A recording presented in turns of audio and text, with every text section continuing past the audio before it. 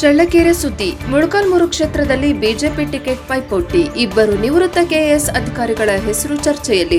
ಚಳ್ಳಕೆರೆ ವಿಧಾನಸಭೆ ಚುನಾವಣೆಗೆ ಇನ್ನು ಸುಮಾರು 2 ವರ್ಷ ಬಾಕಿ ಇದ್ದರೂ ಚಿತ್ರದುರ್ಗ ಜಿಲ್ಲೆಯ ಮೊಳಕಾಲ್ಮೂರು ವಿಧಾನಸಭಾ ಕ್ಷೇತ್ರದಲ್ಲಿ ರಾಜಕೀಯ ಚಟುವಟಿಕೆಗಳು ಈಗಾಗಲೇ ಗರಿಗೆದರಿವೆ. ವಿಶೇಷವಾಗಿ ಬಿಜೆಪಿ ಪಕ್ಷದ ಟಿಕೆಟ್ ಕುರಿತು ಇಬ್ಬರು ನಿವೃತ್ತ ಕೆಎಎಸ್ ಅಧಿಕಾರಿಗಳ ಹೆಸರುಗಳು ಮುನ್ನೆಲೆಗೆ ಬರುತ್ತಿರುವುದು ರಾಜಕೀಯ ವಲಯದಲ್ಲಿ ಚರ್ಚೆಗೆ ಗ್ರಾಸವಾಗಿದೆ.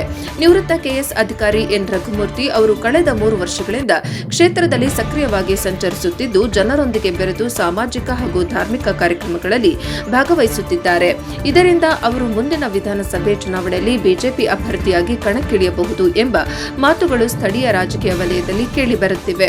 ಇದರ ನಡುವೆ ಮತ್ತೊಬ್ಬ ನಿವೃತ್ತ ಕೆಎಎಸ್ ಅಧಿಕಾರಿ ಅನಿಲ್ ಕುಮಾರ್ ಅವರ ಹೆಸರು ಕೂಡ ಮೊಳಕಾಲ್ಮೂರು ಕ್ಷೇತ್ರದ ಬಿಜೆಪಿ ಅಭ್ಯರ್ಥಿ ಪಟ್ಟಿಯಲ್ಲಿ ಕೇಳಿಬರುತ್ತಿದೆ. ಅನಿಲ್ ಕುಮಾರ್ ಅವರು ಈ ಹಿಂದೆ ಮೊಳಕಾಲ್ಮೂರು ಕ್ಷೇತ್ರದಲ್ಲಿ ಜೆಡಿಎಸ್ ಅಭ್ಯರ್ಥಿಯಾಗಿ ಗುರುತಿಸಿಕೊಂಡು ನಂತರ ಚಳ್ಳಕೆರೆ ವಿಧಾನಸಭಾ ಕ್ಷೇತ್ರದಿಂದ ಬಿಜೆಪಿ ಅಭ್ಯರ್ಥಿಯಾಗಿ ಸ್ಪರ್ಧಿಸಿ ಸೋಲು ಕಂಡಿದ್ದರು. ಆ ಬಳಿಕ ಅವರು ರಾಜಕೀಯ ಚಟುವಟಿಕೆಗಳಿಂದ ದೂರವಾಗಿದ್ದರು. ಆದರೆ ಇದೀಗ ಮತ್ತೆ ಮೊಳಕಾಲ್ಮೂರು ಕ್ಷೇತ್ರದಿಂದ ಬಿಜೆಪಿ ಅಭ್ಯರ್ಥಿಯಾಗಿ ಅನಿಲ್ ಕುಮಾರ್ ಹೆಸರು ಸಾಮಾಜಿಕ ಜಾಲತಾಣಗಳಲ್ಲಿ ಹರಿದಾಡುತ್ತಿರುವುದು ಹೊಸ ಚರ್ಚೆಗೆ ಕಾರಣವಾಗಿದೆ.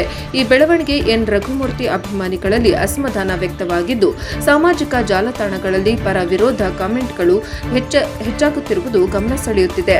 ಒಟ್ಟಾರೆ ಚುನಾವಣೆಗೆ ಇನ್ನು ಸಾಕಷ್ಟು ಸಮಯ ಇದ್ದರೂ ಮೊಳಕಾಲ್ಮೂರು ವಿಧಾನಸಭಾ ಕ್ಷೇತ್ರದಲ್ಲಿ ಬಿಜೆಪಿ ಟಿಕೆಟ್ ಕುರಿತ ರಾಜಕೀಯ ಚಟುವಟಿಕೆಗಳು ಈಗಲೇ ಕಾವು ಪಡೆದುಕೊಳ್ಳುತ್ತಿರುವುದು ಸ್ಪಷ್ಟವಾಗಿದೆ. ವರದಿ ಮೌನೇಶ್ ಆಚಾರ್, ಚಳ್ಳಕೆರೆ, NKS TV4.